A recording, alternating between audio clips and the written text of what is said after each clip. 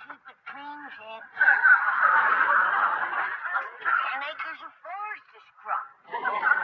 You are the royal granny. You can command oath to do that work. Okay, you're it. I'm a knight. I get to gird my loins and go to rescuing damsels. Me too. Ellen, mate, you youngins. I reckon we all got to pitch in on the chores. Granny's going to be busy doctoring Cousin Marcus. But, sire, that castle's likely swarming with Saxon dogs. Yeah, that's what us ruling class calls servants.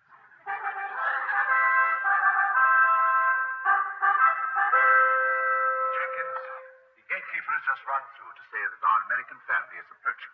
I want the entire staff to line up in the courtyard at once. Yes, sir. I'll summon them immediately. Oh, and Jenkins, alert them that American millionaires are apt to be a bit eccentric, so we must indulge. Yes, Mr. Faversham.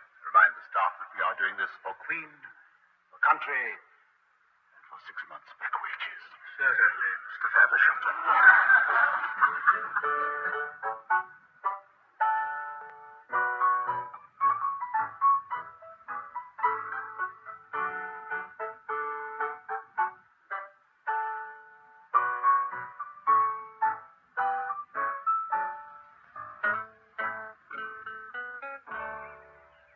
What do you think, Granny?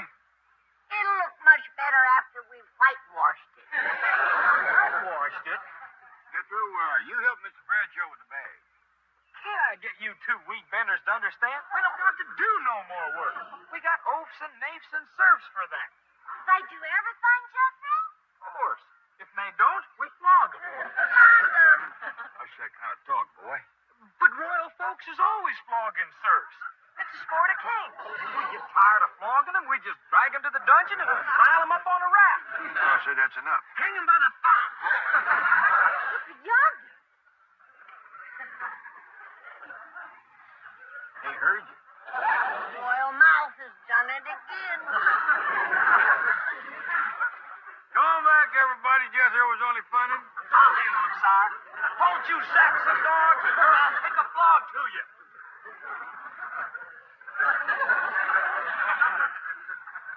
See how they come to heel when the royal talk?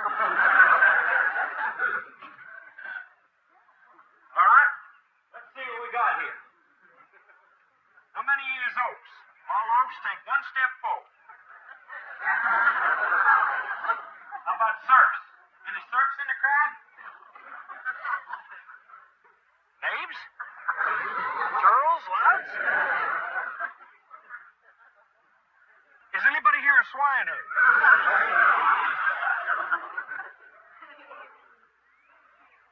Drummer boy? Yeah, they won't talk. They snickering a good bit. I think I better send for the royal flogger.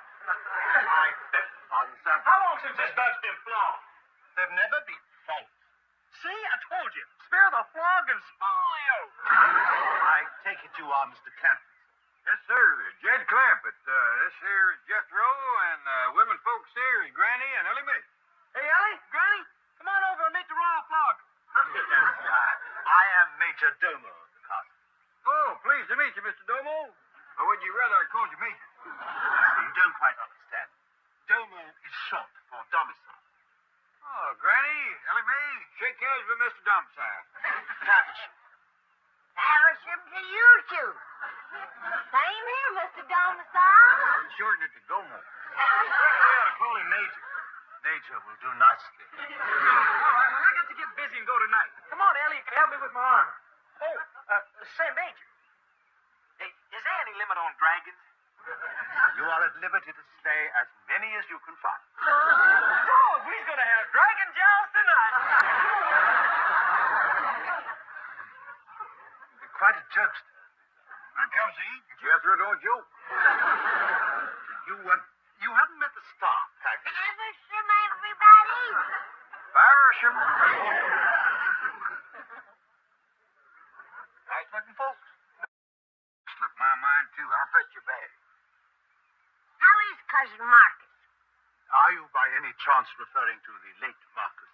Yeah, but I think you folks ought to stop calling him that. He can't help it if he's late. Poor man, laying up there sick and no doctor. But I'll cure him. Afraid you're too late. you mean? He was taken by general peritonitis last month. Oh. Well, I'll tell Jed. Then it's all right if I leave for London, sir. Sure. I'm glad to hear Mr. Drysdale coming in. Here's your bag. Jed, I'm too late to help your cousin Marcus. What you mean? They brought in an army doctor. General peritonitis. I'm a friend of the major. Well, I'm going to look in on him anyway. I don't trust them army doctors. They're too fast with the saw.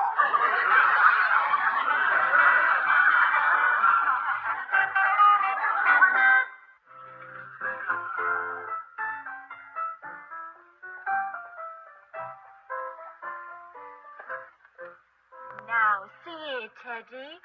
I know you miss the old master, but if Mr. Faversham finds you on this bed, he'll be in a snit. Well, the new owner's here. Hello? Anybody up here? Oh, dear. Be very quiet. Howdy, miss. I'm looking for the Marcus's room. This is the room of the late Marquis, Ma'am. Oh, I do wish you folks would stop bad-mouthing him. That army sawbones around. I don't understand, Ma'am. Well, never mind. You run along. I just want to take a look. But, Ma'am, I should warn you, the old dog...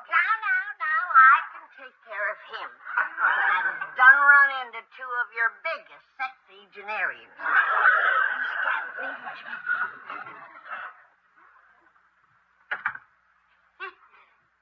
The old rascal can't be too sick if he's got her skittish.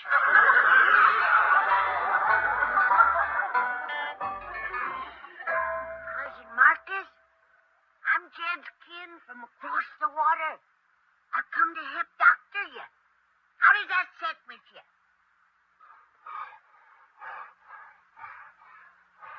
Now, none of that. You've got to think of me as a doctor, not as a beautiful woman. All right. I ain't gonna open the drapes. It'll just give you high blood. From your breathing, I best check your pulse. Now, give me your hand. But don't get grabby now.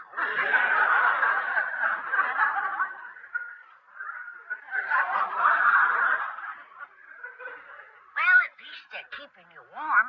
Feels like a fur nightshirt. But your arms are kind of thin.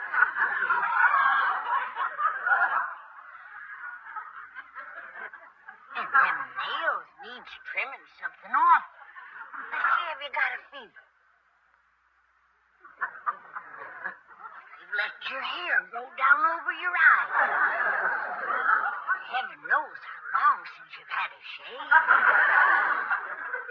I wish you'd see the lights. Treating sick folks like this. Terrible. It's terrible. Marcus, you're at death's door.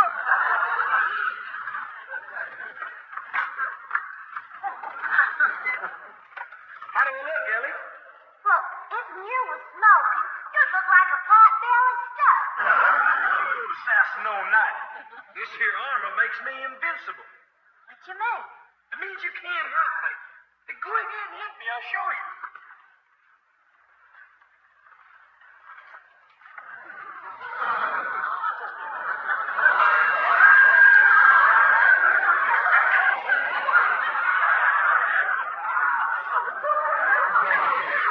Man, that sure sets a feller's ears to ring. I'm gonna get you for that. Did I hear the dinner gong? No. Ellie done hit me in the head with an axe.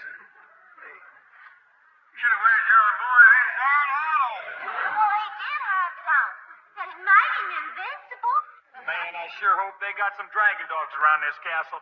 The way my ears is ringing, I'll never hear that rascal come. Oh, can I go dragon hunting with Jethro? Yeah, let her come. I'll use her for bait. You won't? I will, too. I No, will. I got other plans for you. According to Mr. Drysdale, they is English gentlemen coming to call. That ain't the way it's done around the castle. She got to be a damsel in distress before they come. What you mean? She gets up on the tower in her damsel dress and commences bellowing, "Help, save me!" And all the knights, it's out of question, comes galloping up to rescue her. Well, she picks the one she likes, and they get troughed and live happy ever after. The dumb old damsel clouts him in the head with an axe. Put on your damsel dress and practice bellowing.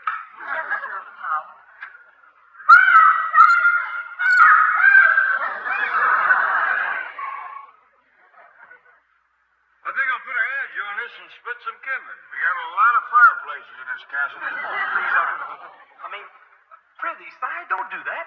Do you think King Arthur would split kindling? I can't see. No. He'd just summon a royal kindling splitter. I don't mind doing it. But it ain't knight's work. You got to save your strength for slaying dragons, rescuing damsels in distress, and lifting a siege. What's a siege? I don't know, but they's heavy. Even Lancelot and Galahad and that bunch had trouble lifting sieges. Maybe that's what this is for. Your cousin Marcus is laying upstairs with one foot in the grave. Did you find out what he's got? Yeah, a rotten doctor. I better take over or he'll die of neglect. Well, now, Granny, I spoke to the major about you doctoring, and he said forget it. They got something here called socialized medicine. Yeah. Cousin Marcus needs medicine, and the doctor's out socializing. Get things alive! Well, what's he doing in that Kim-Sue spirit box? There's no two ways about it. I got to get me a dragon dog. I can't hear nothing. Granny, I'd best get this invincible knight off dragon hunting before you women kill him. Yes, what about cousin Marcus? He's got to be saved. You want to save him, keep him away from her. You're the next of kin, Jane. Tell me I can take the case before it's too late. All right, Granny. Hang on, Marcus. I'm coming. How he's gonna save you.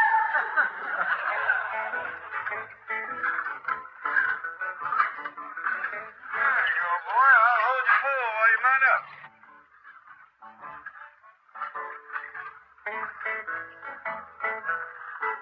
Run across any other night, be sure and tell them about your cousin Ellie.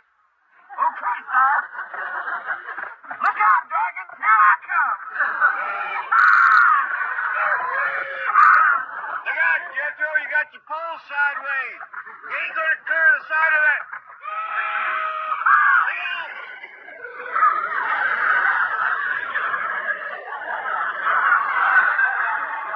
I told you I needed a dog. I didn't even see that dragon.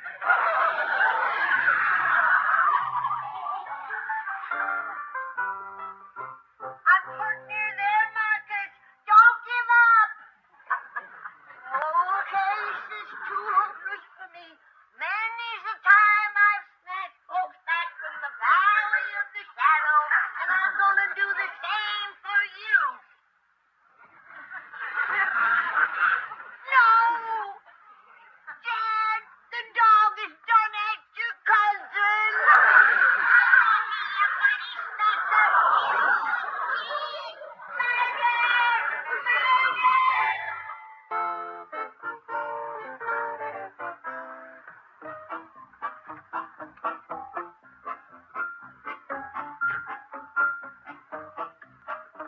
Just wait till I get my sandwich, sorry. Mr. Drysdale, surely you're not going to wear that. Oh, no, of course not. Good. My colleagues are waiting to discuss the estate. Oh, here you are, Bradshaw. And walk slowly. No, please, sir. This is a most conservative neighborhood. And the law courts are close at hand. Oh, excellent. Let's go talk to the judge about my bank reform plan. Mr. Drysdale, England is not going to bring back debtors' prison. What about the rat for? Check artist. Flogging for overdrawn accounts. Not a chance. You know, I may change my mind about opening a bank here. You people destroy a man's incentive. Joe Heavens, sir. Yes? What is it? It's Mr. Faversham calling from the castle. He said it's most urgent. Right. Bring in Mr. Drysdale. What's wrong with the castle? Well, I know this sounds incredible, sir, but I got the impression they were being attacked by dragons. Right? Well, I thought I heard Mr. Faversham say that they had unhorsed Jethro, but it was difficult to tell because there was a young lady calling, "Help, save me," and another lady screaming murder. Quick, to the castle. Save me! I'm a damsel in distress! Rescue me, somebody! How's it going up there, Ellie? And I ain't going worth shucks, Paul. Seen any knights headed this way? No, sir, Paul. There ain't a night in sight. But I'm getting awfully tired. Just wait a minute, I say one. And he's riding through the woods, licking his split. Commence bellowing, Ellie. Save me! I'm a damsel in distress. Who dragon? Oh, that's you, dragon. Too late, Paul. He just run smack into a low limb and got scraped off his horn. Forget him, Ellie. That's Jethro.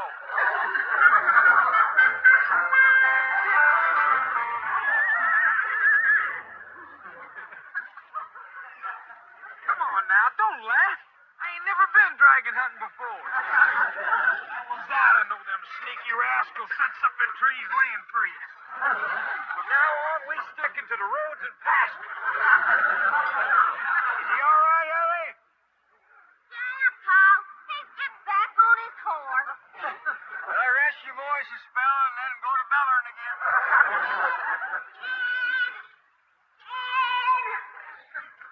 Yeah, I've been looking all over the castle for you. Did you see a great big shaggy dog pass by here? What, you one of them dragon dogs? Yeah, he's dragging what's left of Marcus. What? Jed, I want to break this to you gently. That dog is Ed, your cousin. It's true. Grant there wasn't much left of him, but it's a terrible way to go. I just can't swallow this story. Well, the dog didn't have no trouble swallowing Marcus. And we gotta find him. Ah, yonder he is. Well, don't just stand there grinning, Jed. He's gnawing on your cousin. I know that dog has just got hold of a big old ham bone or something. That's Marcus. I beg your pardon, son. We'll prove it by Mr. Domo. Faversham, Never mind the greetings. What's that dog gnawing on? I believe it's a leg bone of the old boar. Oh, boy, that ain't no way to speak of the dead. It's becoming quite a nuisance, rooting about amongst the garbage. God forbid. No wonder the poor old fellow was sick. Ain't you even gonna bury his bones? Dare say the dog will do that. No such talk. Give me my kinfolk, you four-legged buzzard. Oh, my granny, she gets wrought up real easy. Yes. Oh, I thought I ought to tell you, sir. Mr. Drysdale is on his way to the castle. Oh, good, good. He can take victuals with us. I hope Jethro fetches home a nice plump dragon. Come on, dragon. Come on, boy. Look out, you crazy horse! I said stick to the road!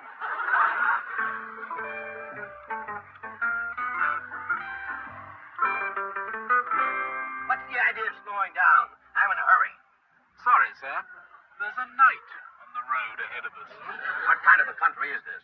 You won't bring back a wonderful institution like debtor's prison, and you let some loony Lancelot ride around.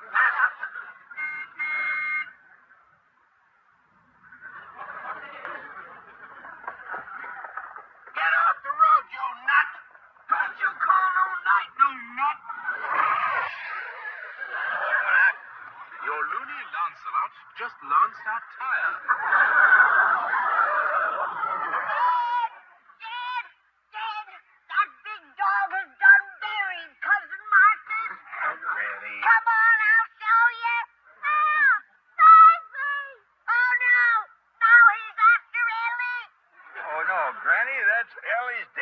in distress call. They coming, Pa! They coming! No?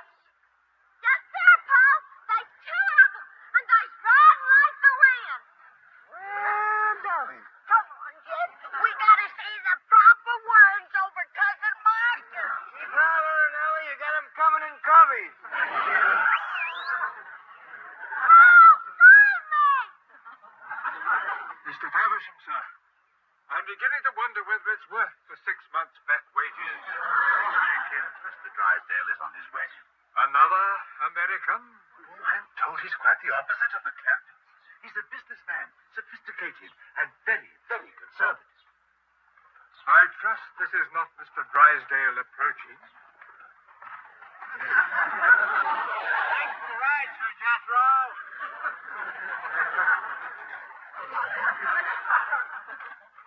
Hello, I'm Reuben Drysdale. Where are the dragons? I beg your pardon. Those wild, dangerous creatures you called about. Oh, yes.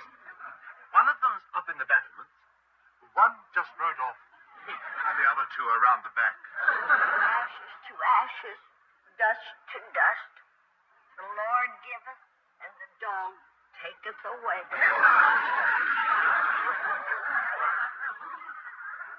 I don't hardly think no dog could have... I don't want to talk about it, Jed. Just get me out of here. I want to go home. But, Granny, Ellie just hollered herself up a brace of night. The rest of you can stay, but this ain't no place for old folks. I don't aim to spend my last days rooting in garbage and dodging man-eating dogs.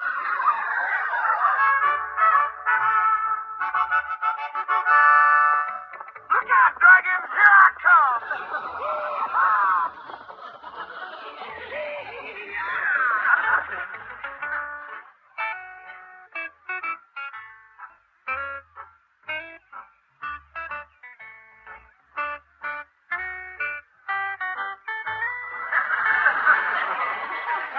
Mr. Clampett, we have to get back to the United States right away. What's the hurry? I just found out this castle has $10 million in death duties. And you want to hurry back and put it in your bank, huh? You don't get the money, you have to pay it. How come? Because of the death of your distant cousin, the late Marcus. Well, I hear tell he was a pretty old feller. I don't hardly think it's my fault he died. The $10 million is a tax which you'll have to pay if you stay here. You have to leave here and go home now, today. I'd like to talk that over with the rest of the family. How's that look, Mr. Drysdale? Like $10 million. Thank you. Jed, let's pack up and get home. We don't belong in no castle. Oh, Granny, I love you. What is it about this England that turns every man into a sexagenarian? Now, hold on. Ellie Mae ain't found herself a feller, and Jethro ain't found what he's after neither. I'll find Elliot, fellow. Now, what's Jethro after? A dragon. That's right. Promise, Granny, we had dragon jaws tonight. Dragons are mythical. Jethro! Jethro! Jethro! I wonder what he meant by that. I don't know. But I seen a picture of a dragon. And if that Jethro brings in one of them fire-belching lizards into my kitchen, he's gonna clean it.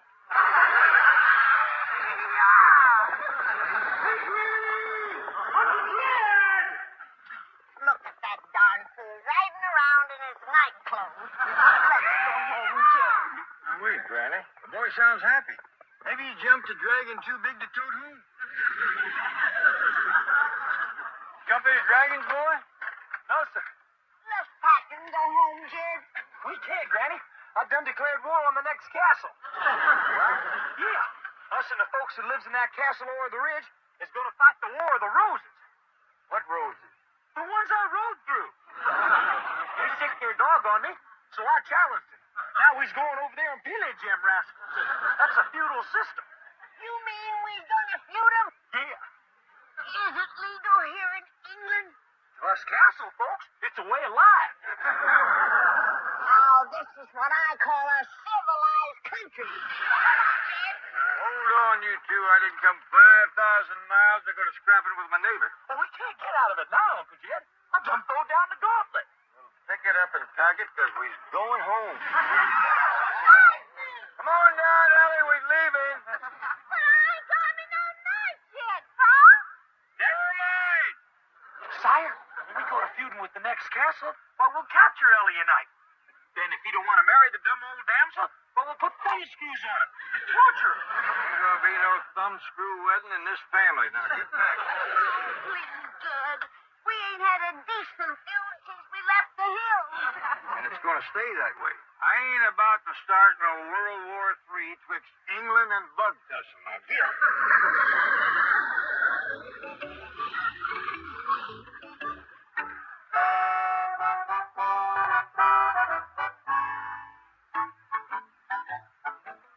Now, stop.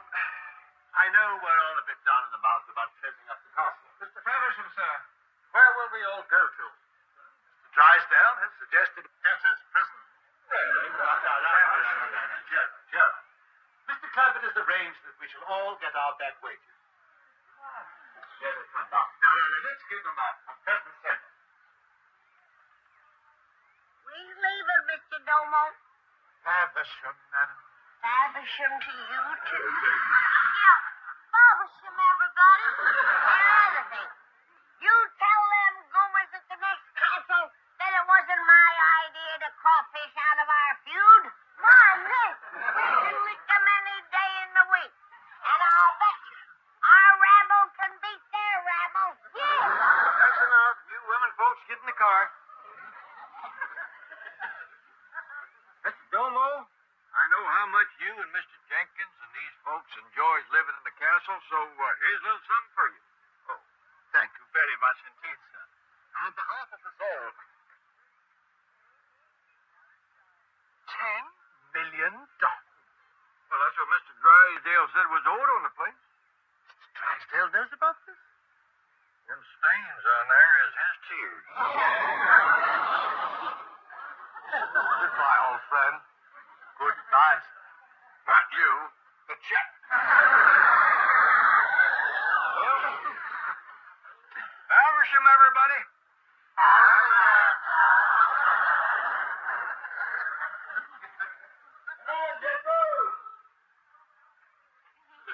Just dropped me off at Sherwood Forest. What are you talking about? Robin Hood was born of the purple, lived in a castle just like me. He was robbed of his birthright, and I've been robbed of mine. So I'm getting me some merry men and taking off for the wood. The thing you're taking off is them red long johns. Be careful, sire. Us merry outlaws praise on you rich folks. Get moving, boy. You better stay out of Sherwood Forest. Yeah. Let us Friar Tuck hears about this.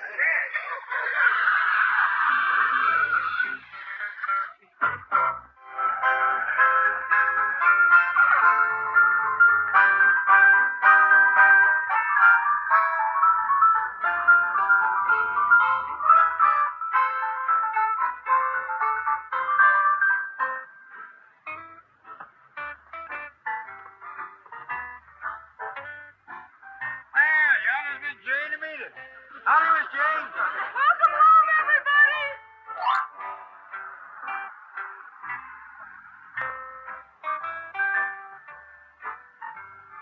Jane, I don't see nothing of Jethro and Mr. Drysdale.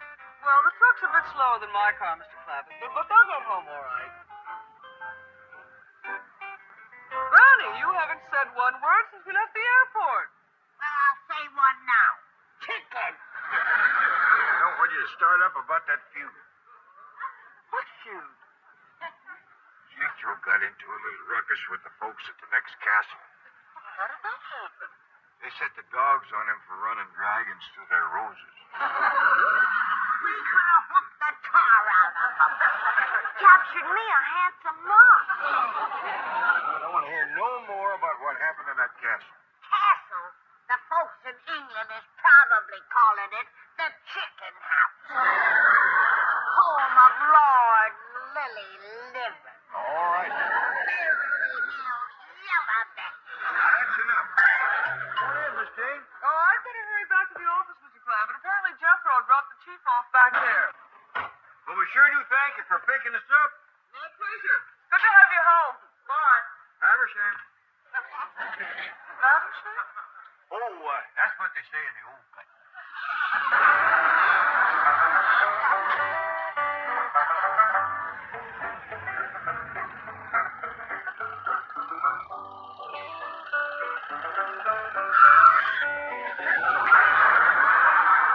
You ain't for it now, huh? You done throwed me off my throne.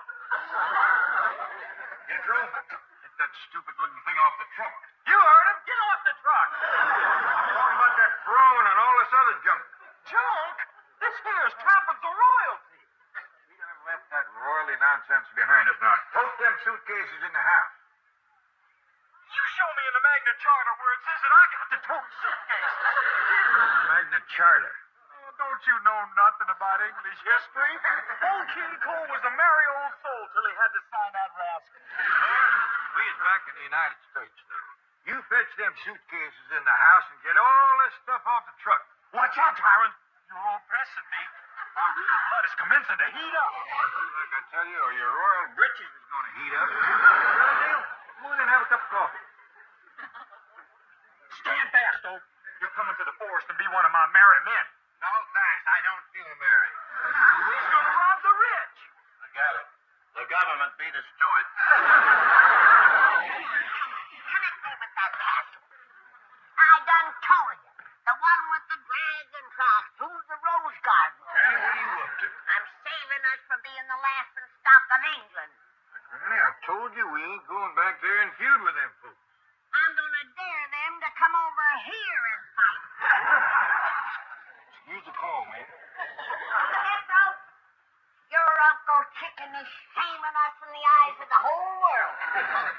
I'm through talking to that tyrant. From now on, my longbow's going to do my talking. Me and my merry men is going to feud with the rich and feed the poor. And if you want to join me, get into a suit of Lincoln green. I like the notion, but can't we wear Jeff Davis gray? Get a hold of yourself. We got company. Take Mr. Drysdale out to the kitchen and fix him a cup of coffee. I'll join you directly. Yes, do that. Oh, I got a tax angle on the castle. We'll turn it into a parking lot and take a business depreciation. There goes the last shred of my birthright. The home of my noble ancestors. A parking lot. Help, save me. Billy Mae, how come you're wearing your damsel in distress outfit? We ain't got no silo for you to holler from. Why not, Pop? I figured Bess and me climbed to the top of the big elm tree out front. I think I would in that pretty dress. I believe I'd change partners, too.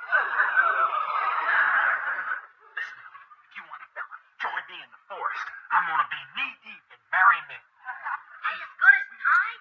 Better. That armor ain't worth shucks for snuggling. I say I'm challenging you to a feud. A real gun-toting, sharpshooting fight to the finish. Granny, I told you we ain't feuding that castle. I'm talking to Miss Drysdale next door. Right in front of her husband? It was him put me up to it.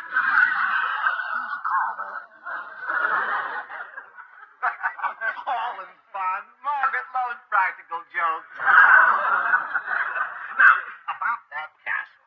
I've got to get my money. I mean, your money out. I don't want it turned into no parking lot. Well, I have a better idea. A movie theater. Great tourist attraction. Like Brahman's Chinese with footprints in the cement in front. Famous names like Good Luck Jed, signed Henry VIII. I reckon you and Granny and Jethro is all a mite overwrought from our trip. Now, you get a good night's rest, and all these crazy notions about the castle and feuding and Robin Hood and all...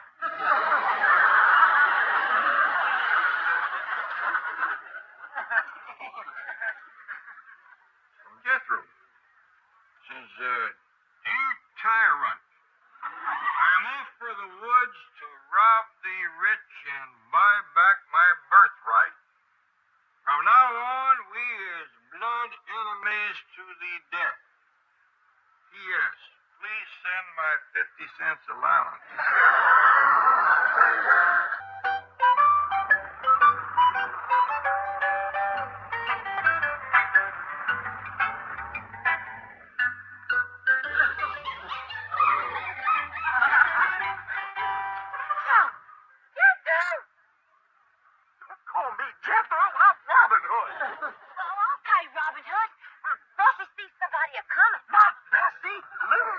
Anyway, somebody's a coming. Soon. I hope it's a fat merchant with a big bag of bargains. Me too, I'm hungry. Where is this money, you dumb old maid? I'd waylay that rich rascal.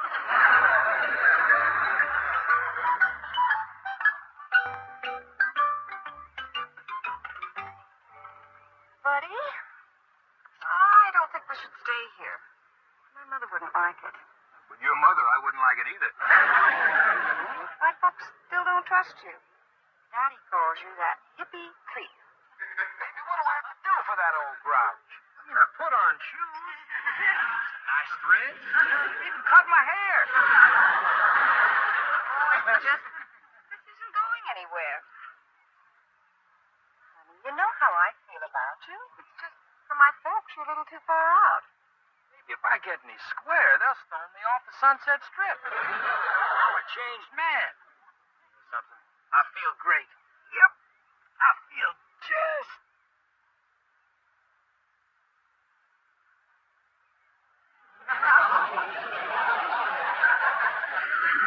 What's the matter? Hello, baby. What color is Cupid? Cupid, you know, that little cat that flies around making people fall in love. Good. Yes, he's pink and bright. Has wings and a bow and arrow. I buy the bow and arrow, but he's red and black and wears a green hat. Easy. Don't tell me, baby. I see the little grabber. Just look right up there. Now he's gone. And you want me to think you've changed. Honestly, baby, I'm leveling. I saw a little red. That sign we saw, it said this was Griffith Park. Yeah. I mean, like, it wasn't Sherwood Forest. Baby, that's Robin Hood's barrel. I know. But he's here. Robin Hood? That's nutty. Honey, I see the big grabber. Do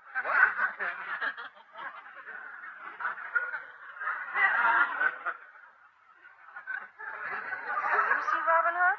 Yeah. Long tights, great build. Yeah. Don't get jealous, honey. But physically, he's my kind of man. Mine too, baby. Mine too. Stand and deliver.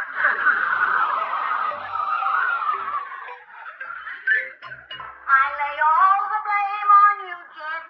If we had stayed in England and feuded with that next castle, like we were honor-bound to do, Ellie Mae and Jethro wouldn't be out there in the woods cold and hungry, and probably being ate by the wolves. If Jethro's hungry, you better worry about the wolves. Ain't you got no feelings? Of course I got feelings. I called Miss Jane. She's on her way over here. We're going to pick up Duke and go out and track him down. Duke's gone too.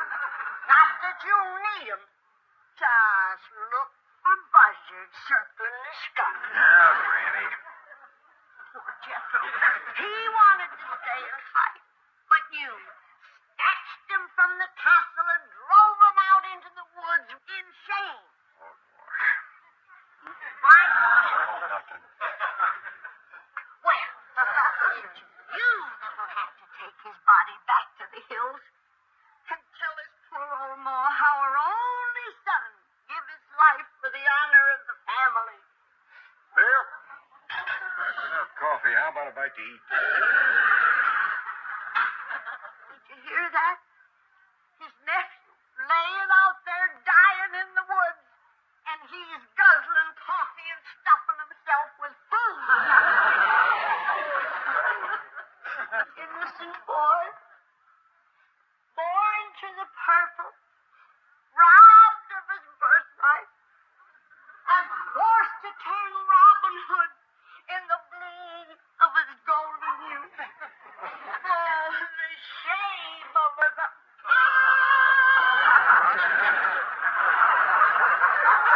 The giant gizzard has cleaned me out. Wait till I get my hands on him. I'll show him who struck him. Careful, Granny. That poor, brave, innocent boy was born to the purple. Well, I'm gonna give him a few more colors like black and blue. He even took my fresh smoked crawdads. Ready to go, Mr. Clampett? Yes, ma'am. right with you. I couldn't find Duke. Jethro's probably in him. I'm sure the boy's starving. You can bet on that. Well, see you later, Granny. Wait. I'll get a club and go with you.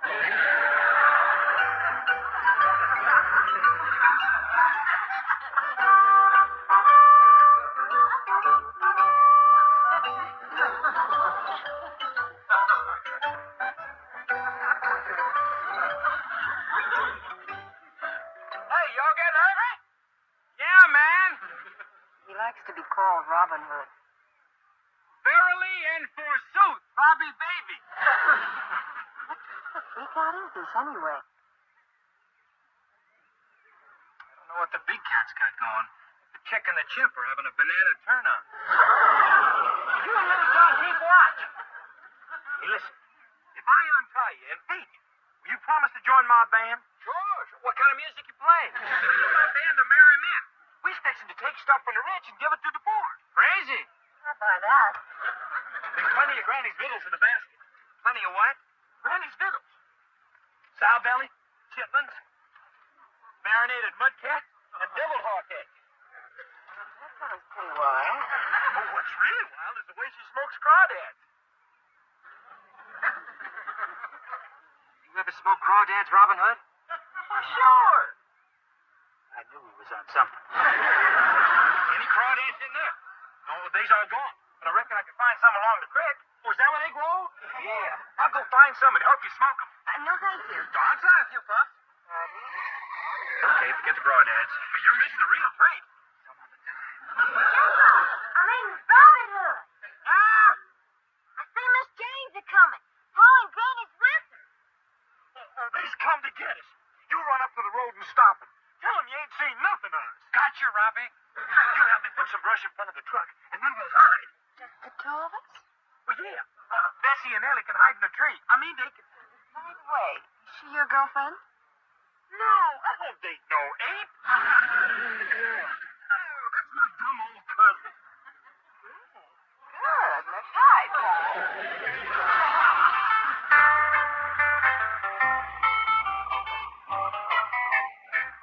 Say, maybe you can help me. I'm lost.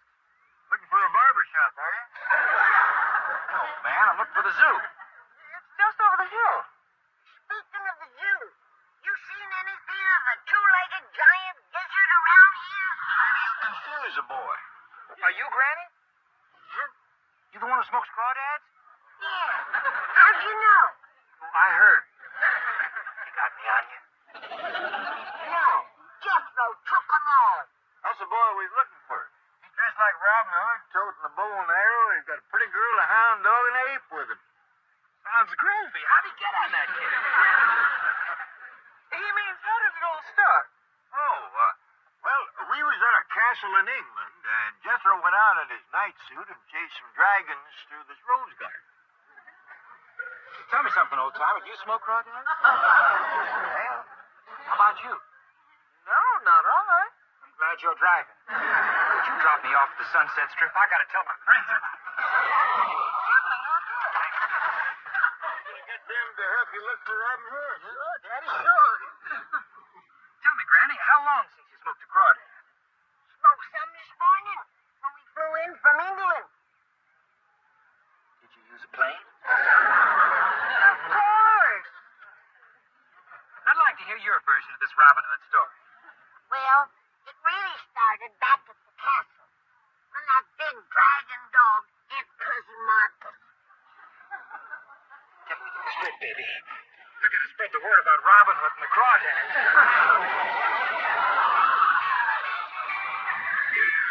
Listen to my story about a man named Jed, a poor mountaineer who barely kept his family fed.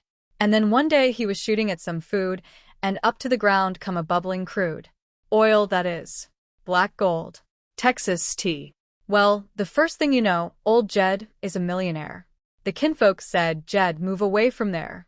Said, California is the place you ought to be. So they loaded up the truck and moved to Beverly Hills, that is. Swimming pools, movie stars. The Beverly Hillbillies. The morning sun cast long, golden shadows across the courtyard of the grand, ancient estate, illuminating the towering stone walls of what looked like a genuine medieval fortress. Jethro Bodine stood in the center of the yard, his chest puffed out with immense pride as he looked up at the battlements.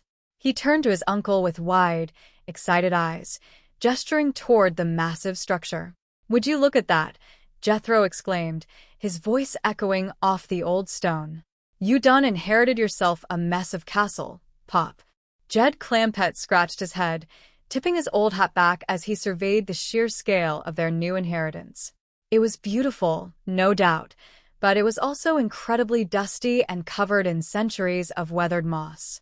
He took a slow breath, thinking about the sheer amount of labor it would take to make the place look like home. "It is going to take a mess of mopping to keep it clean," Jed observed thoughtfully, squinting at the high towers. "Must be 10 acres of forest to scrub." Granny, however, was not one to be intimidated by a little hard work or a lot of it.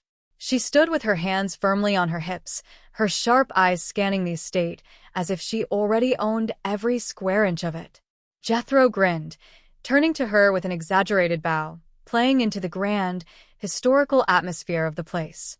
"You are the royal granny," Jethro declared with a chuckle. "You can command oath to do that work." Granny snapped her fingers, pointing a sharp finger directly at Jethro without a moment of hesitation. "Okay, you are it," she said firmly. Jethro blinked, his royal illusions shattering just a little bit, but his youthful enthusiasm quickly bounced back. He remembered the old stories of knights and chivalry, and he suddenly felt a surge of heroic inspiration. "I am a knight," Jethro announced, puffing his chest out even further. "I got to gird my loins and go to rescuing damsels."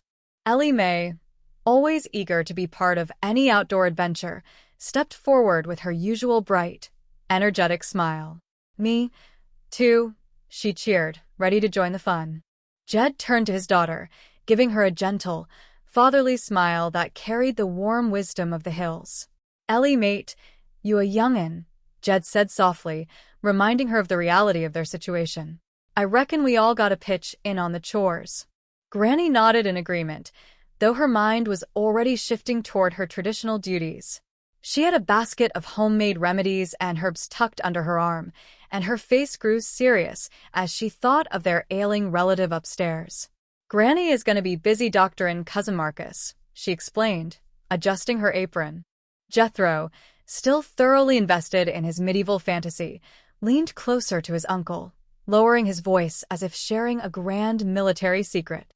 "But, sire, that castle is likely swarming with Saxon dogs," Jethro warned, his eyes darting around the courtyard. Jed looked at him, slightly puzzled by the strange terminology the boy was using. "Saxon dogs," Jed repeated, trying to make sense of it. Jethro nodded solemnly, completely serious. "Yeah, that is what us ruling class calls servants," he explained with the utmost confidence. Meanwhile, inside the grand entrance hall of the estate, a completely different conversation was taking place. The atmosphere here was proper, formal, and filled with British tradition. Mr. Faversham, the elegant and proper manager of the estate, stood near the grand window, straightening his cuffs. The telephone on the wall gave a sharp ring, and the butler, Jenkins, answered it quickly. After a brief conversation, Jenkins turned to his supervisor with a look of polite urgency. "The gatekeeper has just rung through to say that our American family is approaching," Jenkins reported smoothly. Mr. Faversham turned around, his expression a mix of anticipation and deep anxiety. He knew how much was riding on the arrival of these wealthy, new owners. "I want the entire staff to line up in the courtyard at once," Mr. Faversham commanded, waving his hand toward the door. "Yes, sir," Jenkins replied dutifully. "I will summon them immediately." Mr. Faversham walked a few steps closer to the butler, lowering his voice to a confidential whisper. "Oh, and Jenkins, alert them that American millionaires are apt to be a bit eccentric. So we must indulge them." "Yes, Mr. Faversham," Jenkins nodded, understanding the delicate nature of the situation. Mr. Faversham took a deep breath, looking out at the staff, who were beginning to gather. He needed to boost their morale, especially given the financial state of the manor. "Remind the staff that we are doing this for Queen, for country, and for 6 months' back wages," he added, his voice carrying a mix of dignity and desperation. Certainly, Mr. Faversham, Jenkins replied with a respectful nod before heading out to organize the lines. Back out in the courtyard, the Clampetts were still assessing the property. Jed walked around a large stone pillar, running his fingers over the rough, ancient surface. He looked up at Granny, wanting to get her honest opinion on the place. "What do you think, Granny?" Jed asked. Granny looked up from her medical bag, squinting at the dark, weathered stone of the main tower. She shook her head slightly, imagining how much brighter the place would look with a proper, traditional mountain touch. "It will look much better after we whitewashed it," Granny declared confidently. Jed chuckled softly, imagining the entire medieval castle covered in bright white paint. "Whitewashed it," he repeated with a smile. He then turned his attention back to the practical matters at hand, noticing the luggage sitting by the vehicle. "Jethro, you help Mr. Bradshaw with the bags." Jethro waved his hand dismissively, strutting around the courtyard like a true lord of the manor. He truly believed that their new wealth meant they never had to lift a finger again, based on the history books he had been reading. "Can't I get you two weed benders to understand?" Jethro said with a grand laugh. "We don't got to do no more work. We got oafs and knaves and serfs for that." Jed looked at his nephew, raising an eyebrow at the sudden change in attitude. "They do everything, Jethro?" Jed asked, genuinely curious about how Jethro thought high society operated. "Of course," Jethro answered proudly, standing tall.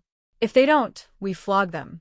Jed stops in his tracks, his expression turning firm and disapproving. "Flog them?" Jed repeated, his voice dropping to a serious tone. "Watch that kind of talk, boy." But Jethro was too caught up in his fantasy to notice the warning. "But royal folks is always floggin' serfs," he argued, waving his arms around enthusiastically. "It is a sport of kings. We get tired of flogging them. We just drag them to the dungeon and pile them up on a rack." Jed crossed his arms, his patience running thin with the boy's wild imagination. "I say that is enough," Jed ordered sternly. Jethro, entirely missing the cue to stop, turned toward the line of British servants who had just marched into the courtyard, standing in a perfectly straight, silent line. Jethro pointed a finger at them, trying out his best royal commanding voice. "Hang him by the thumb, boy," Jethro shouted. The head servant, Mr. Johnson, along with the rest of the staff, gasped softly, their eyes widening in absolute shock at the strange American boy's words. Jethro noticed their reaction and turned back to Jed with a triumphant grin. "Mr. Johnson," Jethro whispered loudly. "They heard you. Royal Mouth has done it again." Jed sighed, stepping forward quickly to repair the damage and reassure the bewildered staff. He waved his hands in a friendly, apologetic gesture. "Come on back, everybody," Jed called out warmly, his gentle mountain drawl filling the courtyard. Jethro was only funnin'. Jethro, feeling a bit stubborn, muttered under his breath, though he made sure to keep it loud enough for the staff to hear. "I will handle him, sir. Won't you sack some dogs, or I will take a flog to you." He then leaned toward Jed, whispering with immense satisfaction. "See how they come to heel when I royal talk." Jed shook his head, deciding it was best to ignore Jethro's nonsense for a moment and actually greet the people standing before them. He walked up to the line of servants, looking them over with a polite, curious expression. "All right, let us see what we got here," Jed said pleasantly. "How many is oafs?" All oafs take one step forward. The servants stood completely still, staring blankly ahead, entirely unsure of how to respond to such a request. Jed waited a moment, then tried a different approach, moving down the line. "How about serfs?" Jed asked kindly. "Any serfs in the crowd? Knaves? Turls? Louts? Is anybody here a swineherd?" Jethro stepped up beside Jed, scratching his head as the silence continued. He figured the servants were simply being stubborn. "Some trouble, boy?" Jethro asked Jed. "Yeah, they won't talk. Snickerin' a good bit. I reckon I better send for the royal flogger." Mr. Faversham, who had been watching the interaction with a mixture of horror and fascination, finally found his voice and stepped forward, clearing his throat politely. "I beg your pardon, sir," Mr. Faversham said, addressing Jethro. Jethro turned to him, putting on a grand, authoritative expression. How long since this dog has been flogged? Jethro asked, pointing a thumb at the staff. Mr. Faversham blinked, maintaining his perfect British composure despite the bizarre question. There have never been flogs, he replied smoothly. Jethro turned back to Jed, nodding as if his theories had just been completely proven right. See, I told you, Jethro said. Spare the flog and spoil the oaf. Mr. Faversham ignored Jethro's commentary and turned to the older, much more reasonable-looking man. I take it you are Mr. Clampett, sir, he asked politely. Yes, sir, Jed replied warmly, offering a big, friendly smile. Jed Clampett. This here is Jethro, and the women folks there is Granny and Ellie Mae. He turned back toward the family, waving them over. Hey, Ellie, Granny, come on over and meet the royal flog. Mr. Faversham bowed slightly, introducing himself with his proper title. How do you do, sir? I am Major Domo of the Cossack. Jed shook his hand heartily, nodding along with the complicated-sounding title. Oh, pleased to meet you, Mr. Domo, Jed said, trying to be as polite as possible. Or would you rather I called you Major? Mr. Faversham offered a patient, professional smile, realizing that a small language barrier was at play. You don't quite understand, he explained gently. Domo is short for domicile. Jed smiled, thinking he had finally figured it out. He turned to the women to introduce them properly. Oh, Granny, Ellie Mae, shake hands with Mr. Domicile. Favorship. Favorship to you too, Granny said politely, nodding her head in greeting. Same here, Mr. Domicile, Ellie Mae agreed, giving a bright, cheerful wave. Jethro leaned over to Jed, whispering his own analysis of the situation. He is shortening it to Domo, Jethro observed. I reckon we ought to call him Major. Major will do nicely, Mr. Faversham agreed with a slight sigh, deciding that accepting the title of Major was the easiest path forward. All right, well, I gotta get busy and go tonight, Jethro announced, his mind jumping right back to his grand nightly ambitions. He looked over at his cousin, waving his hands urgently. Come on, Ellie, you can help me with my armor. He turned back to Mr. Faversham, wanting to make sure he followed the local rules of engagement. Oh, say, Major, is there any limit on dragons? Mr. Faversham, playing along with what he assumed was just a very elaborate, eccentric American joke, maintained a perfectly straight face. You are at liberty to slay as many as you can find, the Major replied smoothly. Jethro grinned from ear to ear, rubbing his hands together in anticipation. Dog, we's gonna have dragon jowls tonight, he cheered, completely thrilled. The Major watched Jethro walk away, turning to Jed with a polite, stiff smile. Quite a jokester, the Major remarked. When it comes to eatin', Jethro, don't you? Jed agreed with a chuckle, knowing his nephew's massive appetite all too well. The Major looked around the courtyard, noticing that one member of the household seemed to be missing. You haven't met the star, have you? The Major asked, referring to the grand personality of the estate. Before Jed could answer, Granny stepped forward, her focus entirely locked onto her medical mission. Favorship, everybody, Granny said, nodding to the staff. Favorship. Nice lookin', folks. She then looked toward the luggage, remembering her primary concern. Slip my mind, too. I will fetch your bag. She turned to the Major, her face tightening with genuine worry. How is Cousin Marcus? The Major looked at her, his expression turning a bit somber and confused. Are you by any chance referring to the late Marcus? The Major asked gently. Granny frowned, waving her hand dismissively at the description. Yes, but I think you folks ought to stop calling him that, she lectured. He can't help it if he is late. Poor man, layin' up there sick and no doctor. But I will cure him. The Major shook his head, trying to deliver the news as clearly as possible. Major, too late, he said softly. Granny blinked, not quite catching the meaning. Whatcha mean, she asked. He was taken by general peritonitis last month, the Major explained, using the medical term for the severe illness that had claimed the relative. Oh, Granny said, her face falling as she processed the name, though she completely misunderstood it to be a military medical officer. Well, I will tell Jed. The Major nodded, relieved that the message had been delivered, even if it was misunderstood. Then it is all right if I leave for London, sir, he asked Jed. Sure, Jed replied warmly, nodding. I am glad to hear Mr. Drysdale coming in. Here is your bag. Granny walked back over to Jed, her face filled with deep concern and a bit of frustration with the local medical system. Jed, I am too late to help your cousin Marcus, she said sadly. Jed looked at her, surprised. What you mean? He asked. They brought in an army doctor, Granny explained, her voice filled with deep suspicion.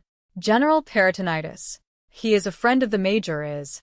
Jed frowned, sharing Granny's traditional mountain skepticism when it came to fancy, fast-moving doctors. Well, I am going to look in on him anyway, Jed decided firmly. I don't trust them army doctors. They are too fast with the saw. Meanwhile, in one of the grand, dimly lit bedrooms upstairs, a large, shaggy old dog named Teddy was comfortably curled up right in the middle of a massive, velvet-draped bed. The head housekeeper was gently trying to coax the loyal animal off the furniture, knowing how strict the new management might be. Now, see here, Teddy, the housekeeper said softly, patting the dog's head. I know you miss the old master, but if Mr. Faversham finds you on this bed, he will be in a snit. One of the new owners here. Down the hallway, the heavy wooden doors creaked open, and Granny's voice echoed through the quiet corridor. Hello, she called out, her footsteps echoing on the floorboards. Anybody up here? The housekeeper gasped softly, quickly trying to smooth down the blankets over the large dog. Oh, dear, she whispered to herself. Be very quiet. Granny pushed the bedroom door open, stepping into the room with her medical bag held tight. She saw the housekeeper standing by the bed and offered a polite nod. Howdy, miss, Granny said warmly. I am looking for the Marcus's room. The housekeeper looked at Granny with a sad, respectful expression. This is the room of the late Marcus, ma'am, she said softly. Granny sighed, shaking her head at what she thought was just a lack of punctuality being blown out of proportion. Oh, I do wish you folks would stop bad-mouthing him, Granny muttered, walking closer to the bed. That army sawbones around. The housekeeper blinked, completely bewildered by Granny's words. I don't understand, ma'am, she admitted. Well, never mind, Granny said, waving her hand to dismiss the conversation. You run along. I just want to take a look. The housekeeper looked at the large shape under the heavy blankets, feeling a sudden wave of panic. But, ma'am, I should warn you, the old dog. Now, Granny interrupted, completely confident in her own abilities. I can take care of him. I am done running into two of your biggest sexagenarians. You scared me. The housekeeper, realizing she couldn't stop the determined old woman, quietly slipped out of the room, leaving Granny to her medical examination. Granny walked over to the side of the bed, looking down at the large, furry shape completely covered by the heavy blankets. She shook her head, assuming her cousin was just deeply neglected and unkempt. The old rascal can't be too sick if he has got her skittish, Granny muttered to herself. She leaned over the bed, speaking in a loud, comforting voice. Cousin Marcus, I am Jed's kin from across the water. I've come to help Dr. Ya. How does that set with ya? The large dog under the blankets shifted slightly, letting out a low, comfortable grunt. Granny smiled, taking it as a sign of agreement. Now, she said gently. None of that. You've got to think of me as a doctor, not as a beautiful woman. All right. I ain't gonna open the drapes. It will just give you high blood. She reached out, carefully sliding her hand under the heavy velvet blanket to find what she thought was her cousin's wrist. From your breathing, I'd best check your pulse, Granny murmured, listening to the heavy, steady thumping sound. Now, give me your hand. But don't get grabby now. As her fingers brushed against the thick, coarse hair of the old dog, Granny nodded to herself, thinking the poor man was freezing. Well, at least they are keeping you warm, she noted. Feels like a fur nightshirt, but your arms are kinda thin. And them nails needs trimmin' something awful. She reached further under the blanket, feeling the dog's large, furry head and floppy ears. Let us see if you got a fever, Granny said, her brow furrowing with concern. They've let your hair grow down over your eyes. Heaven knows how long since you've had a shave. I didn't think they'd see the light. Freakin' sick folks like this. It is terrible. It is terrible. Suddenly, the dog let out a massive, loud yawn, shaking its entire body under the covers and letting out a deep, booming bark. Granny jumped back, her eyes popping open in absolute shock as she realized she wasn't looking at a human face at all. Marcus, Granny shrieked at the top of her lungs, completely terrified. You are a dead storm. Down in the courtyard, completely unaware of Granny's medical discovery, Jethro was proudly marching around in a full suit of heavy, clanking metal armor. He looked incredibly shiny, even if the suit was a few sizes too big for him, making him wobble slightly with every step. Ellie Mae walked beside him, holding a large, heavy wood-chopping axe, looking completely fascinated by the whole display.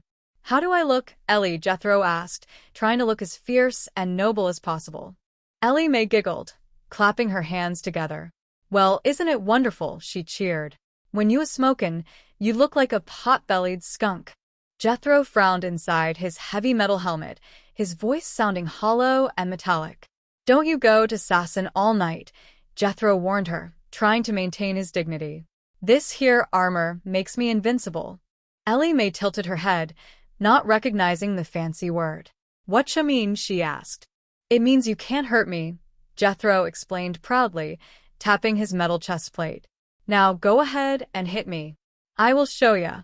Ellie Mae, taking his request completely literally and wanting to test out the magical properties of the armor, raised the heavy axe and brought it down with a loud, resounding clang right on top of Jethro's helmet. The massive impact sent a vibrating shockwave through the metal, making Jethro wobble wildly on his feet. Inside the helmet, his eyes spun in circles, and his ears began to ring like a church bell. That is your sense of feller's ears, Doreen, Jethro groaned, his voice completely dazed as he stumbled backward. I am gonna get you for that. Jed walked out onto the porch just in time to hear the massive metal crash. He looked at his nephew, who was currently swaying back and forth like a tree in a storm. Did I hear the dinner going? Jed asked, looking around for a dinner bell. Heck no, Jethro mumbled, trying to steady himself. Ellie done hit me in the head with an axe. Jed looked at his daughter, then back at Jethro, offering some practical mountain advice. You should have waited till the boy had his iron hat on, Jed noted calmly. Well, he did have it on, Ellie Mae explained innocently, pointing at the helmet. And it made him invincible. Jethro shook his head, trying to clear the loud ringing sound from his ears. He grabbed his long jousting lance, determined to get away from Ellie Mae and find a real opponent. Man, I sure hope they got some dragon dogs around this castle, Jethro muttered. The way my ears is ringin', I will never hear that rascal come. Ellie Mae smiled widely, lifting her axe again, ready for a real hunt. Pa, can I go dragon huntin' with Jethro? She asked excitedly. Jed looked at the two of them, amused by their endless energy. Yeah, let her come, Jed joked with a grin. I will use her for bait. Jethro shook his head quickly inside his helmet. You won't, Jethro said. I will, too, Jed chuckled. Pa, let him come, Ellie Mae pleaded, wanting to get the hunt started. Jed smiled, shaking his head as he looked at his beautiful daughter. He had a different, much more traditional plan in mind for her future, inspired by the stories Mr. Drysdale had shared about English customs. I got other plans for Ellie, Jed explained, tapping his chin thoughtfully. According to Mr. Drysdale, there is an English gentleman comin' to call. Jethro shook his head, confident that his knowledge of medieval history was superior. That ain't the way it is done around here, Jethro corrected. Well, she got to be a damsel in distress before they come. Jed looked at him, curious. What do you mean? Jed asked. She gets up on the tower in her damsel dress and commences Bellerin, Jethro explained enthusiastically, waving his lance around. Help, save me. Then all the knights that is out questin' comes gallopin' up to rescue her. Well, she picks the one she likes and they get troth and live happy ever after. Jed thought about it for a second, looking at his energetic daughter who is currently balancing a heavy axe on her shoulder. What if the dumb old damsel clouts him in the head with an axe? Jed asked with a chuckle. Jethro laughed, then turned back to Ellie Mae, eager to see the plan in action. Hey, put on your damsel dress and practice Bellerin, Jethro told her. Yes, sir, Pa. Ellie Mae cheered, completely on board with the idea. She dropped her axe, took a deep breath, and let out a loud, booming mountain call that echoed across the entire estate. Help, Charlie. Help. Jed smiled, picking up a small hand axe and looking around the courtyard at the massive amounts of stone and wood. I think I will put a hedge on this and split some kindling, Jed said practically. We got a lot of fireplaces in this castle. Jethro stepped in front of him, looking deeply offended on behalf of the entire knightly profession. I mean, Frith East, I don't do that, Jethro protested, using his best attempt at Old English phrasing. Do you think King Arthur would split kindling? Jed paused, holding the axe. I can't say, Jed admitted honestly. No, he'd just summon a royal kindling splitter, Jethro explained confidently, crossing his metal arms. I don't mind doing it, Jed replied, always happy to be useful. But it ain't night's work, Jethro insisted, shaking his head. You got to save your strength for slaying dragons, rescuing damsels in distress, and lifting a siege. Jed looked at his nephew, blinking at the unfamiliar word. What is a siege? Jed asked. Jethro scratched his metal helmet, looking a bit stumped himself. I don't know, Jethro admitted truly, but they is heavy. Even Lancelot and Galahad in that bunch had trouble lifting sieges. Jed nodded thoughtfully, looking over at a massive, heavy iron mechanism near the castle gates. Maybe that is what this is for, Jed suggested. Before Jethro could respond, the heavy wooden doors of the castle burst open, and Granny stormed out into the courtyard, her face red with frustration and her apron fluttering in the wind. She marched straight up to Jed, pointing an angry finger back toward the upper floors. Your cousin Marcus is laying upstairs with one foot in the grave, Granny announced dramatically. Jed looked at her with genuine concern. Did you find out what he has got? Jed asked.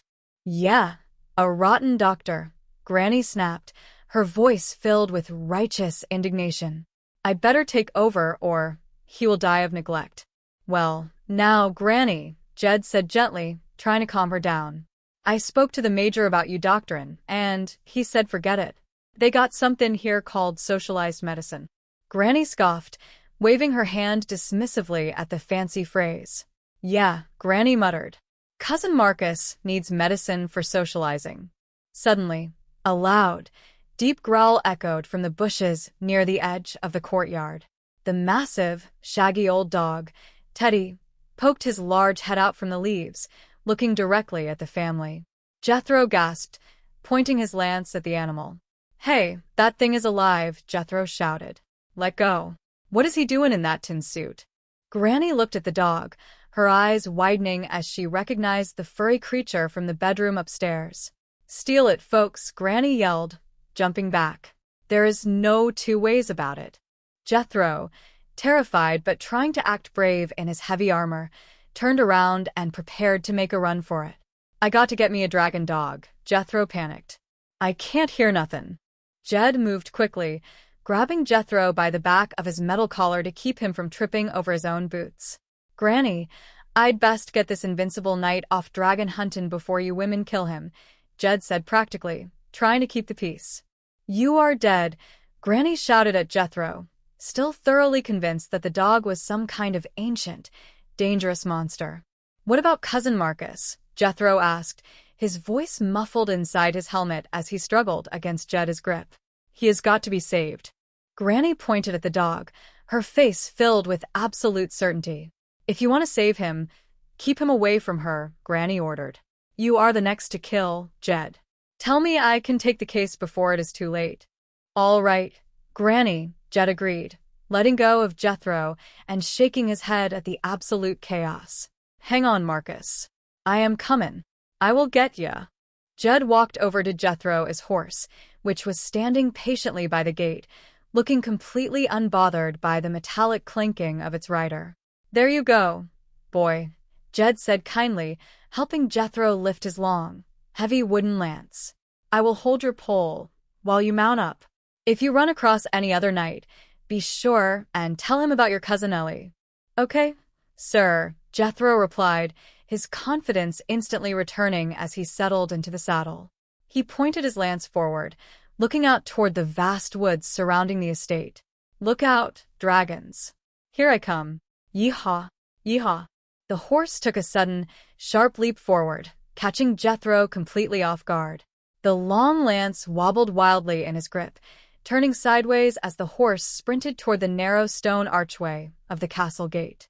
Look out, Jethro, Jed shouted, waving his arms in warning. You got your pole sideways. You ain't gonna clear the side of that. Yeehaw, look out.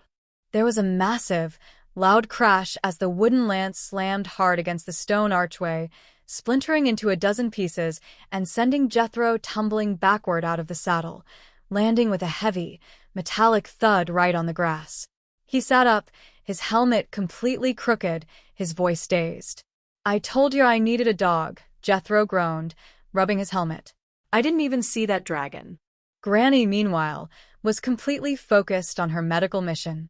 She marched right past Jethro, carrying her medical bag straight toward the large, confused dog that was currently sitting on the lawn, chewing on an old bone. I am petting you there, Marcus, Granny said firmly to the air, determined to bring her cousin back to full health. Don't give up.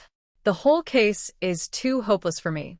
Many is a time I've snatched folks back from the Valley of the Shadow, and I am going to do the same for you. No. Jed walked over, looking down at the old dog, then back at Granny, trying to figure out how to explain the situation without upsetting her further. Jed, the dog is done at your cousin, Granny insisted, pointing at the bone. I will take care of ya, Buddy Snatcher, Jethro shouted from the grass, finally scrambling back to his feet in his dented armor. Yeehaw. Just wait till I get my sandwich sign. Meanwhile, a few miles away on a quiet, conservative country road, a shiny luxury car was slowly making its way toward the estate. Inside the vehicle sat Milburn Drysdale, the incredibly wealthy and conservative bank president from Beverly Hills, looking thoroughly out of his element. He was currently wearing a vibrant, colorful, and completely ridiculous country outfit, complete with a massive, floppy hat that looked entirely inappropriate for the English countryside. His assistant, Miss Jane Hathaway, sat beside him, looking at her boss with a mixture of deep embarrassment and professional concern.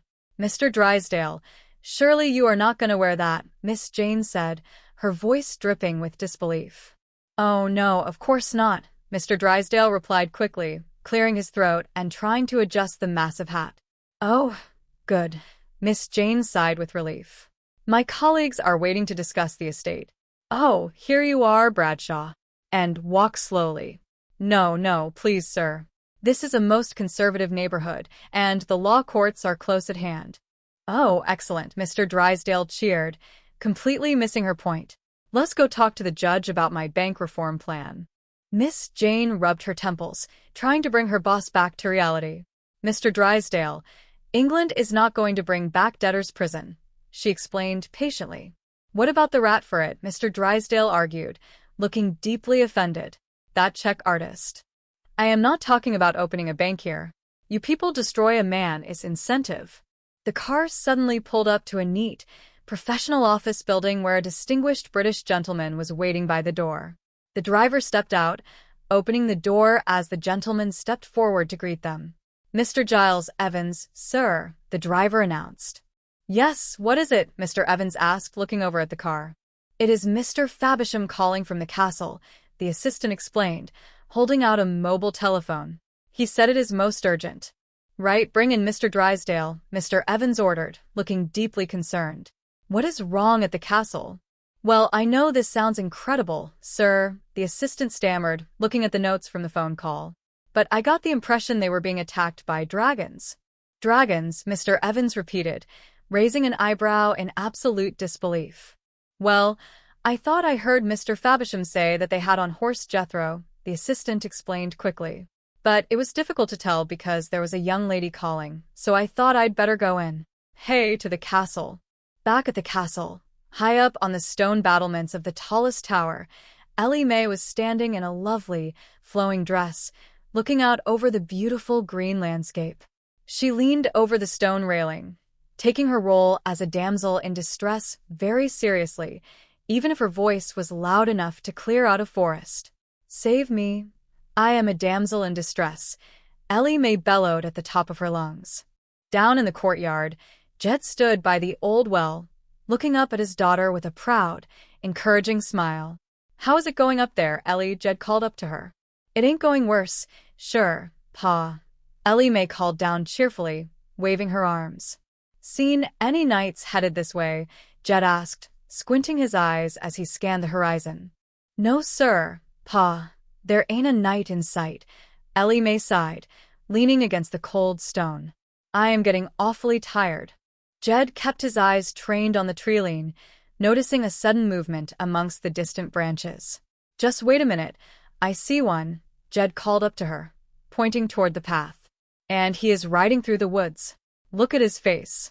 "Commence bellowing, Ellie." Ellie Mae took a deep, massive breath, her voice booming across the valley once again. "Help, save me.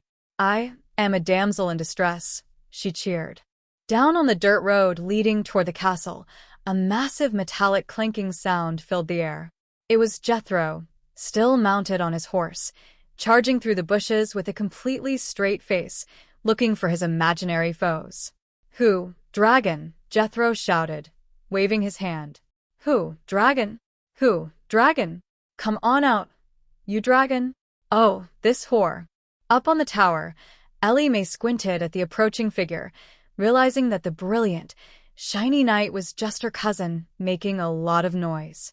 She looked down at Jed with a slight frown. "Forget him, Ellie," Jed called up to her with a hearty laugh. "That is Jethro."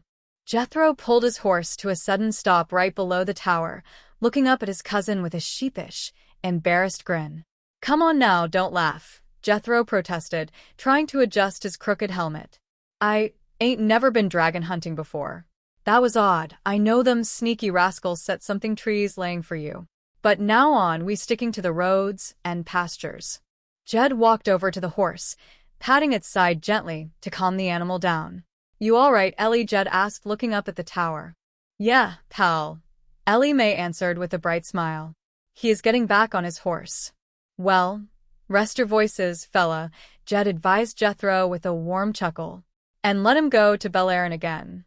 Suddenly, Granny came sprinting out of the grand front doors, her bonnet completely askew and her face pale with absolute shock. She ran straight toward Jed, waving her hands frantically in the air as if the world was coming to an end. "Jed, Jed, Jed." "Jed," Granny screamed, catching her breath. "I've been looking all over the castle for you. Did you see a great big shaggy dog pass by here?" Jed looked at her, entirely confused by her sudden panic. "What?" Jed asked. "You one of them dragon dogs?" "Yeah," Granny gasped, pointing back toward the dark forest paths behind the estate. "He is dragging what is left of Marcus." Jed blinked, trying to follow her wild logic. "What?" Jed repeated. "Jed, I want to break this to you gently," Granny said, her voice dropping to a solemn, tragic whisper. "That dog is Ed, your cousin." Jed shook his head, a slow smile spreading across his face as he realized what Granny was thinking. "It is true," Granny insisted, her eyes wide. "Grant, there wasn't much left of him, but it is a terrible way to go." Jed chuckled softly, shaking his head at the absolute absurdity of the misunderstanding. "I just can't swallow this story," Jed admitted calmly. "Well, the dog didn't have no trouble swallowing Marcus," Granny snapped back, thoroughly convinced she was right. "And we gotta find him." "Ah, "Yonder he is." Granny pointed a trembling finger toward the edge of the lawn where the old dog, Teddy, was happily sitting in the shade, completely relaxed, chewing contentedly on a large, old soup bone from the kitchen. Granny looks at Jed, her face filled with absolute horror. "Well, don't just stand there grinning, Jed." Granny scolded him fiercely. "He is gnawing on your cousin." Jed walked over to the dog, looking down at the simple, smooth bone in its paws. He chuckled warmly, trying to reassure the terrified old woman. "Granny, that dog has just got hold of a big old hand bone or something," Jed explained gently. "That is Marcus," Granny insisted, stomping her foot on the soft grass. Mr. Faversham, who had just walked out onto the porch to see what all the shouting was about, stepped forward with his usual proper, dignified stride. Jethro, seeing the estate manager approach, decided it was time to get a professional, local opinion on the matter. "I beg your pardon, son," Jethro said, stepping in front of the major. "We will prove it by Mr. Domo." Granny marched right up to Mr. Faversham, completely bypassing the proper introductions. "Never mind the greetings," Granny demanded, pointing a finger toward the lawn. "What is that dog gnawing on?" Mr. Faversham looked over at the large, shaggy animal, offering a calm, polite explanation. "I believe it is a leg bone of the old boar, ma'am," he replied smoothly. Granny's jaw dropped in absolute shock, her mountain sensibilities deeply offended by what she thought was a terrible insult to her relative. "Old boar," Granny shrieked, her voice echoing off the stone walls. "That ain't no way to speak to the dead." Mr. Faversham blinked, entirely confused by her extreme reaction to a simple kitchen scrap. "It is becoming quite a nuisance," he remarked casually, shaking his head. "Rooting about amongst the garbage." "Garbage," Granny repeated, her chest heaving with righteous anger. "No wonder the poor old fellow was sick. Ain't you even gonna bury his bones?" Mr. Faversham offered a slight, elegant shrug, completely detached from the situation. "Dare say the dog will do that," he murmured politely. Granny threw her hands up in the air, completely done with the strange customs of high British society. "I ain't gonna listen to no such talk," Granny declared fiercely. She turned to the old dog, shaking her fist at it. "Give him a chin soak, you four-legged buzzard." Jed stepped in front of her quickly, giving Mr. Faversham an apologetic, warm smile to smooth things over. "Don't mind Granny," Jed explained softly, his gentle drawl full of kindness. "She gets wrought up real easy." "Yes," Mr. Faversham replied with a stiff, polite nod, trying to maintain his professional composure. "Oh, I thought I ought to tell you, sir. Mr. Drysdale is on his way to the castle." "Oh, good, good," Jed cheered, genuinely happy to hear that their familiar friend was arriving. "He can take Middles with us. I hope Jethro fetches home a nice plump dragon." Down on the long, winding dirt road leading up to the castle gates, Jethro was back on his horse, still completely encased in his heavy, clanking metal armor. He was riding down the center of the path, looking left and right through his small helmet visor, completely focused on his grand quest. "Come on, dragon," Jethro called out into the quiet woods. Come on, boy. "Look out, you crazy horse." I said stick to the road. What is the idea of slowing down? I am in a hurry. A few yards behind him, the shiny luxury car carrying Mr. Drysdale and Miss Jane was trying to navigate the narrow path. The driver honked the horn politely, trying to get the strange, metallic figure to move out of the way. "Sorry, sir," the driver called out to Mr. Drysdale. "There is a knight on the road ahead of us." Mr. Drysdale leaned out of the car window, his face turning bright red with frustration as he looked at the clanking, slow-moving obstacles blocking his path. "What kind of a country is this?" Mr. Drysdale shouted into the wind, waving his floppy hat around. "You won't bring back a wonderful institution like Data is prison, and you'll let some loony Lancelot ride around. Get off the road, you nut." Jethro heard the shouting and pulled his horse to a sudden stop, spinning around to face the vehicle. He looked through his visor, his pride deeply wounded by the insult to his noble profession. "Don't you call no knight, no nut," Jethro shouted back, his metallic voice echoing loudly. Before anyone could stop him, Jethro lowered his sharp, splintered lance and nudged his horse forward. The horse took a step, and the tip of the lance accidentally pierced right into the front tire of the luxury car with a loud, sudden hiss of escaping air. The vehicle sagged forward instantly, coming to a complete halt on the dirt road. "Your loony Lancelot just lanced our tire," Miss Jane observed dryly, sighing as she looked at her boss. Jethro, realizing he had just successfully disabled a mechanical dragon, turned his horse around and sprinted toward the castle gates at full speed, thoroughly thrilled with his victory. He burst into the courtyard, his armor clanking louder than ever. Dad, Dad. "Dad," Jethro screamed, completely out of breath. "That big dog has done burying Cousin Mark." Oh, Granny, Jed sighed, shaking his head as the absolute chaos reached its peak. Come on, I will show you, Jethro yelled, pointing back toward the gates. Suddenly, another loud, resonant call echoed from the high tower above them, filling the courtyard with its familiar, booming sound. Oh, no, Granny, Jed explained gently, pointing up toward the battlements. That is Ellie's damsel in distress call. They are coming, Pa. Ellie Mae cheered from the high tower, waving her arms enthusiastically as she looked down the road. They are coming. Knights. Yes, sir, Jed agreed, looking over at his nephew, who is currently struggling to get out of his heavy metal stirrups. Come on, Jethro. We've got to say the proper words, over Cousin Mark. Come on, Ellie. You've got them coming in coveys. Pa, save me. Near the grand front entrance of the manor, Jenkins the butler stood beside Mr. Faversham, watching the entire American family run around the yard with a mixture of absolute awe and complete bewilderment.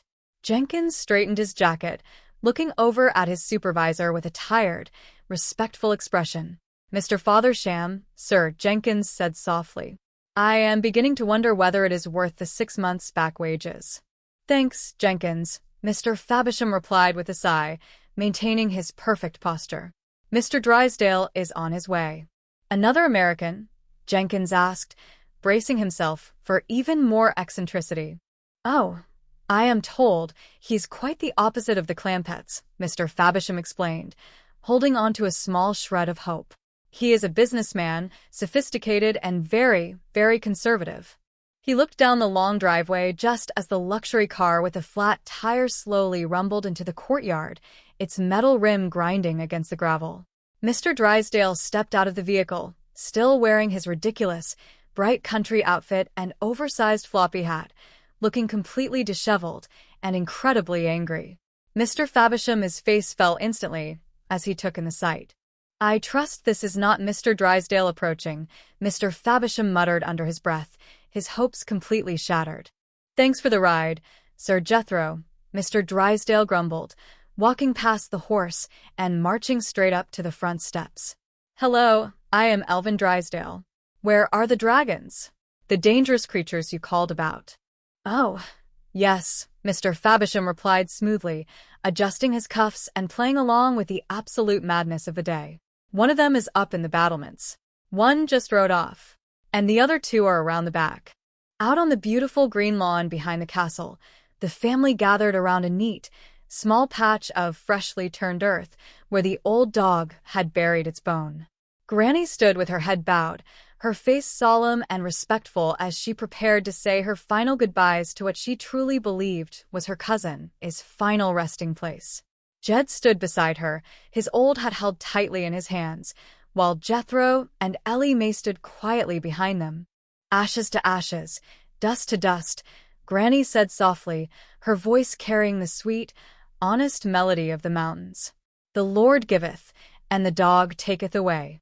Jed looked down at the small mound of dirt, then over at the happy, shaggy old dog that was currently wagging its tail nearby.